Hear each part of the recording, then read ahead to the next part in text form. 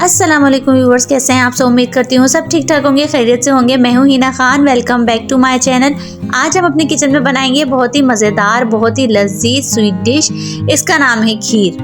ठीक है, ये बहुत ही मज़ेदार होती है। इसको आप घर में ज़रूर ट्राई करें। बहुत ही कम इंग्रेडिएंट्स के साथ मैंने इसको बनाया है और बहुत ही आसान तरीके से। रेसिपी को स्टेप बाय स्टेप फॉलो कीजिए। सबसे पहले मैंने 1 किलो दूध लिया है, इसको मैंने बॉईल करने के लिए रख दिया है चूल्हे पर। ठीक है, दूसरी तरफ मैंने आधा पाव के करीब कंकी चावल लिए थे, इसको मैंने 4 से 5 घंटे के लिए भिगो दिया था।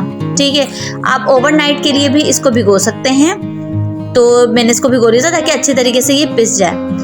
तो इसको ब्लेंडर में ऐड करूँगी, थोड़ा सा पानी ऐड करूँगी और इसको पीस लूँगी ब्लेंडर में। ठीक है, अच्छा दूसरी तरफ अब आप देखें कि मैं दूध जो है ना उबल चुका था। इसको इसके कॉर्नर्स पे आप इसको साफ़ कर लें दूध, क्योंकि वो चिपक जाता है, तो इसलिए इसको साफ़ कर लें। नीचे भी थोड़ा सा लग गया था ब्राउन ब्राउन, अगर आपको इसके अंदर कुछ नज़र आए तो इसलिए परेशानी होगी, क्योंकि टेस्ट इसका बहुत अच्छा आया था, जला नहीं था।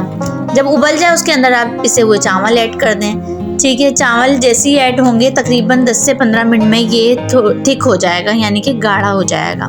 ठीक है, आपको स्पून चलाते रहना है और अगर आपको लगे कि इसके अंदर गुठलियाँ वगैरह हो गई हैं तो आप इसको चमचे की मदद से या बीटर की मदद से आप इसको गुठलियाँ डिसॉल्व कर दें, आसानी हो जाएंगी। अब 1 लीटर दूध में मैंने 1.5 पाव के करीब चीनी ऐड करी है।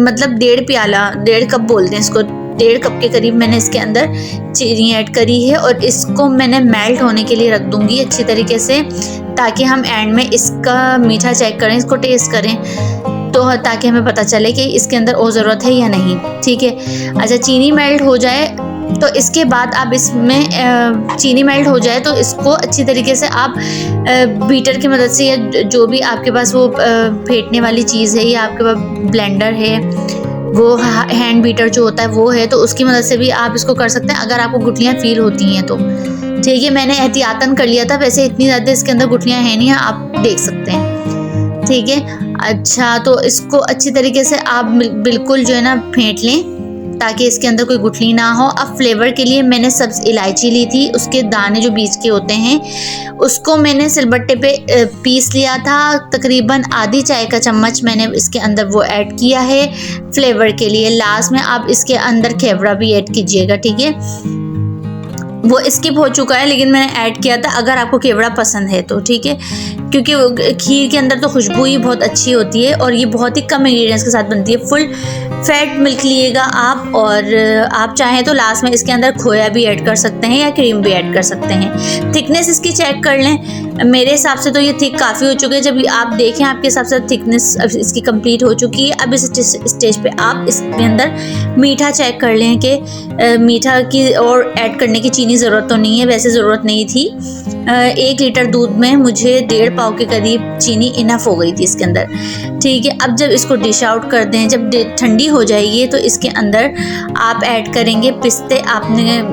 मैंने कट करके लेके रखे हुए थे, बारीक बारीक इसको कट कर लिया था। पिस्ते मैंने ऐड किया था, पहले मैंने चमचे से कोशिश करी डालने की लेकिन वो हो नहीं सका, तो इसलिए मैंने देसी स्टाइल हाथ से ही फिर इसको मैंने ड्रेसिंग दी है। ठीक है, तो राउंड शेप में मैंने इसको गार्निश करने की कोशिश की ताकि और ज़्यादा दिलकश लगे। सही है, तो इसको मैंने राउंड शेप में पिस्तों से इसको कवर करने के बाद इसके ऊपर बादाम के, 1 बादाम को मैंने 2 पीस करके इसको ऊपर से लाइंस में इसको मैंने अरेंज करके लगा दिया है। और ये देखिए, अभी आप देखिएगा कि इसका लुक कितना प्यारा आएगा, कितना खूबसूरत आएगा। ज़रूर जब आप कोई चीज़ बनाया करें तो उसके ऊपर थोड़ी सी गार्निश में मेहनत किया करें, ताकि खाने वाले का भी दिल चाहे कि हाँ बहुत ही मज़े की बनी।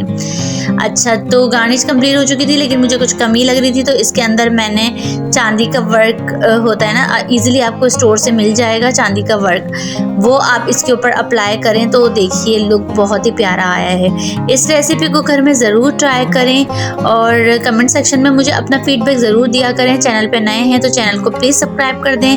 नेक्स्ट वीडियो तक के लिए मुझे इजाज़त दें, दुआओं में याद रखिएगा।